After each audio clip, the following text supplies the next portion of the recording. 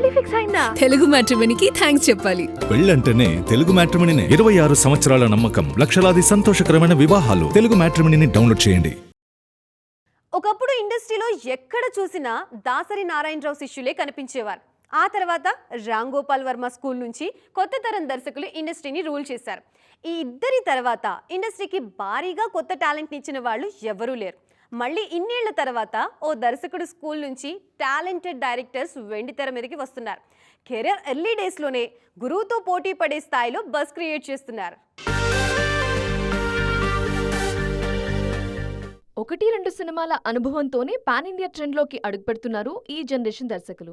బుచ్చిబాబు, శ్రీకాంత్ ఓదెలా, కార్తిక్ దండు లాంటి directors crazy ప్రాజెక్ట్స్తో ఊరిస్తున్నారు. అంతేకాదు routine commercial సినిమాలతో సేఫ్ గేమ్ ఆడకుండా డిఫరెంట్ జానరస్ ట్రై చేస్తూ ఇండస్ట్రీకి కొత్త దారి చూపిస్తున్నారు.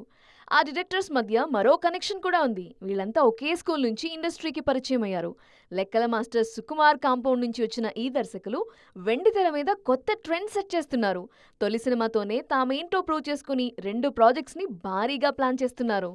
తొలి సినిమా ఉప్పెనతోనే 100 కోట్ల క్లబ్లోకి ఎంట్రీ ఇచ్చిన బుచ్చిబాబు రెండో సినిమానే రామ్ చరణ్ హీరోగా రూపొందిస్తున్నారు.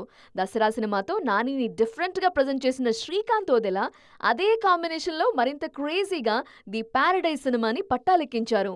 విరూపాక్ష మూవీతో థ్రిల్లింగ్ సక్సెస్ అందుకున్న కార్తిక్ దండు కూడా నాగ చైతన్య హీరోగా వృషకర్మ సినిమాని రూపొందిస్తున్నారు.